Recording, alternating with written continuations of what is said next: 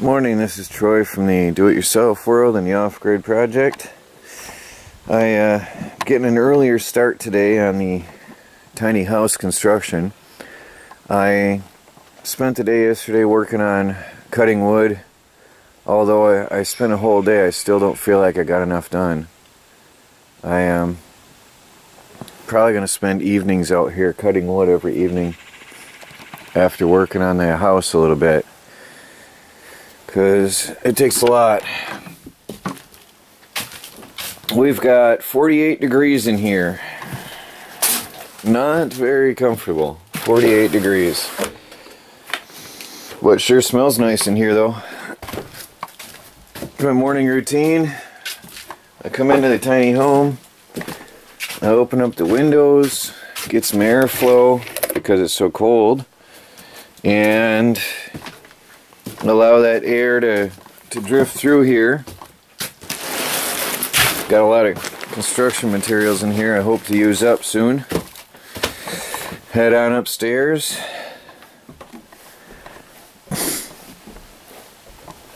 Pop open these windows and that'll allow the air to flow through, bringing in fresh air, keeping out the humidity, and also warming it up as it goes, because as the day gets warmer, of course, that'll help. So now, where's that big monster? There was a massive spider. I think they're called wolf spiders. Really gigantic. Oh, there he is. I need to get that monster out. That is ugly and scary.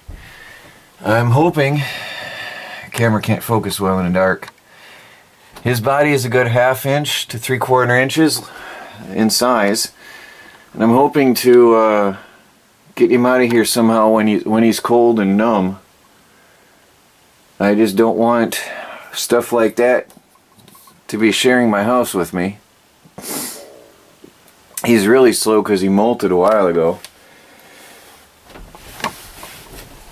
It was yesterday, I believe, actually. There are moths dying in here. There's a ton of moths in here. There's a body right there. I don't know why they're coming in and dying. I definitely have to finish sealing up the gaps and cracks up here in the top. That's going to be done from outside though. That's going to help keep all these things out. Anyway, it is cold. Once I get the insulation in here finished, the next step is going to be to get a heat source in here, because even during the day when I'm working, 48 degrees is not comfortable at all, and it doesn't make for a nice work environment. So I hope to finish the radiant foil soon and get the rest of this place insulated, upstairs especially. The downstairs is fully insulated and done all the way around. I just have to finish a little bit of radiant shield here, radiant barrier, and a little bit in the bathroom. But the insulation is my most important concern. I gotta wait. I think I'm gonna have John help me on the roof because I just can't really do that very well myself. I had insulation on my lips and on my nose and in my eyes, and that fiberglass, that's no fun when you get it all over your whole body, because I was using my head to put it up, and although I did it, it was really tough going. So I'm going to get a propane heater out here soon, but there's no point in doing it until after I get this place finished, the insulation wise that is. So that'll also explain to people why I'm not so desperate in getting the wood stove in before I finish the walls. It's nearly impossible to work around something, and this being a construction zone, it's really, everything's in the way. So I've got to get that finished first. Something I still haven't decided. I've got people advising me to put the pipe from the wood stove through the roof, and other people are saying go through the wall. If I go through the roof, there's benefits of having more heat in the house, but if I go through the wall, there's a benefit of being able to clean the pipe from the outside without making a mess indoors. So I really have to figure out what's the best way to go, and there's also a price consideration. I'm thinking going through the wall is easier because all you do is put your insulated pipe through and then put, I think it's called a thimble, and then your trim plate up through there, and that's it. Through the roof, I'm not sure, and I don't know how you vent, because obviously that roof has to be vented, and with the pipes through the roof, I don't know how you would vent that section. So I don't know. I got to do some more research on that. That's another part of the reason I haven't done the wood stove, and I don't have the materials to do it in the first place. It's going to cost quite a bit to get that installed properly and safely. So I'll probably be using propane for the first few weeks in here, at least to help take the chill off while I work. Well, and keep moving here. Well, I actually just spent the last hour and a half, 2 hours cutting more wood. It sure takes a long time, I'll tell you. I just chopped up some little stuff with a sawzall, stacking that's good kindling.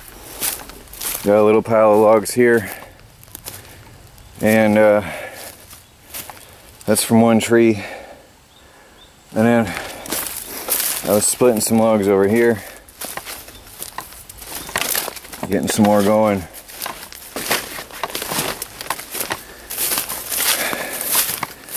But it doesn't look like much for a couple hours of work, honestly. I got a few pallets though laying out in the sun everywhere, scattered around. I just keep going and pick at it every day, a little bit more every day. Hopefully I'll get it. There's so much wood out here, it's unbelievable.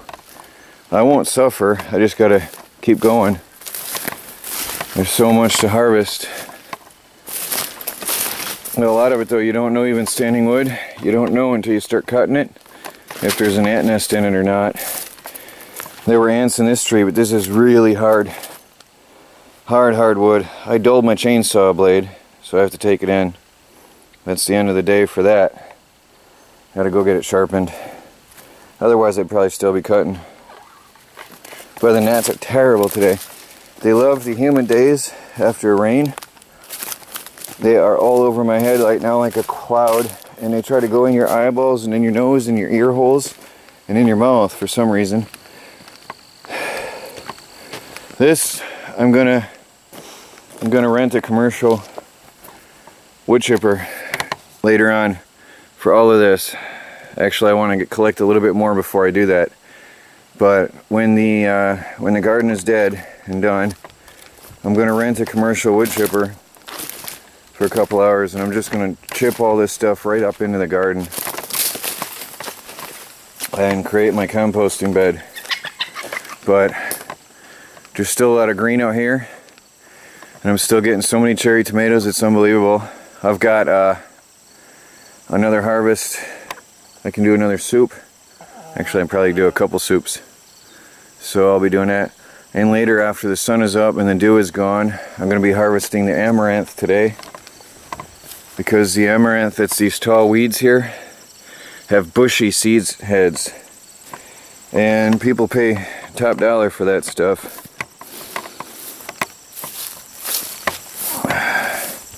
Look at the size of that seed head. People pay a lot for that in the health food stores. Look at the size of this one. Look at all the heads on that plant. That's amaranth, that's grain. They're tiny, tiny little seeds, but they're one of the healthiest grains there is, from what I've understood. So I'll be coming out later and collect all them in a bag. My popcorn is actually starting to grow. It must have been too hot earlier in the year, because it wasn't growing and now it is, which is weird. I might have some popcorn yet. Not much, but I'll have some seed for next year. Look at all the cherry tomatoes. Get my shadow out of the way. Can you see them all the red? It's a lot of tomatoes in here. I don't know if you can see them all, but there's a lot of tomatoes in here. A lot of soup making. All through there. Well, I'm gonna get inside the house because the gnats are driving me nuts. Start working indoors.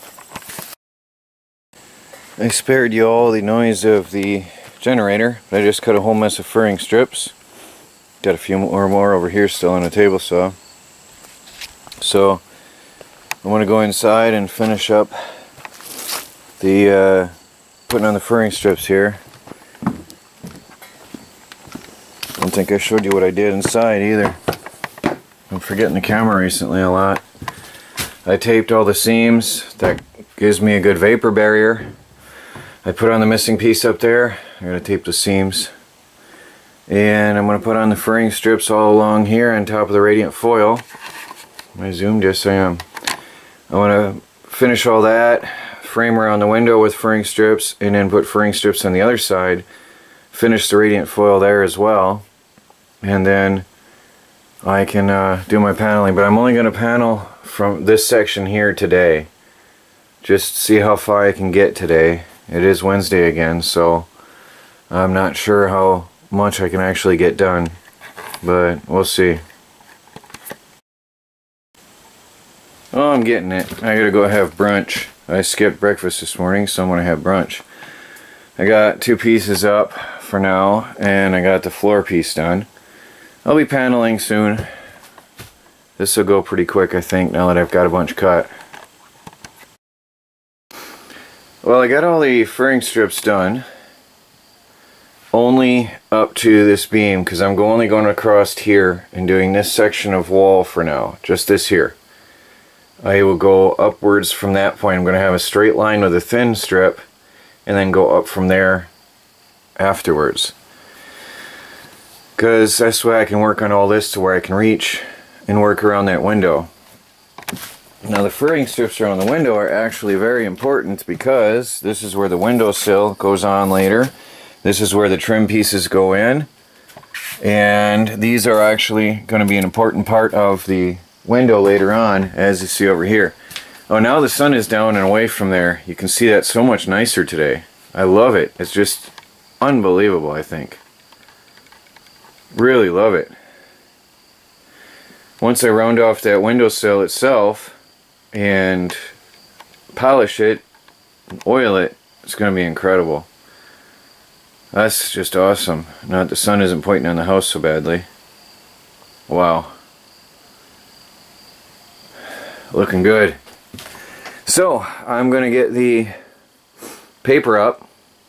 That's the next project. Get the paper up, rosin paper, and then I can start paneling. I won't get much done because it's probably about, I think, 4 or 4:30 now. I won't get much done at all. I'll be lucky to just get the paper up for today, I guess. And that'll be it. I gotta go to church later, so, well, it's gonna be a house, so I know I say that a lot, don't I? Now I have a pink wall in my tiny house. It has been suggested that I dance in a pink skirt next to my pink wall in my tiny house.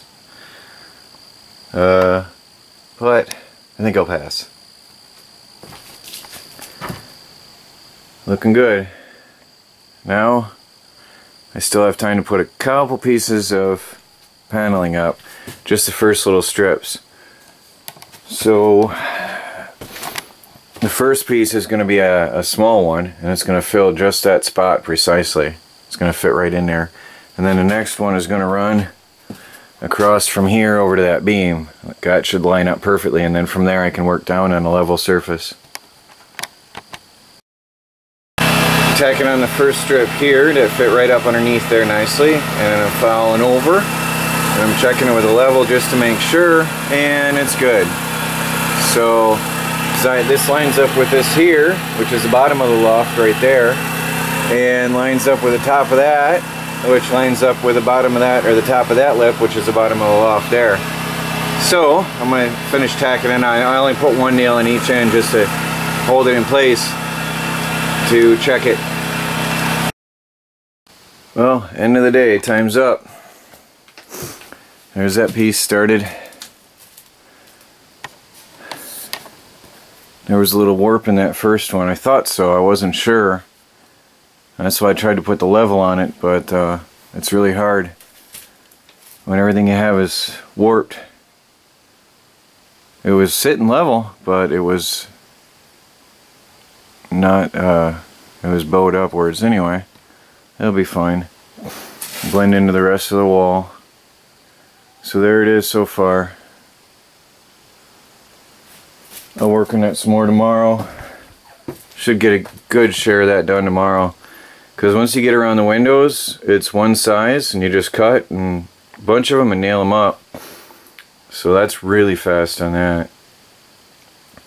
The next piece is going to be interesting because I might have to trim a little bit around that window. But I'll see. So I got to get ready to leave. That's it tonight. The pink house on wheels.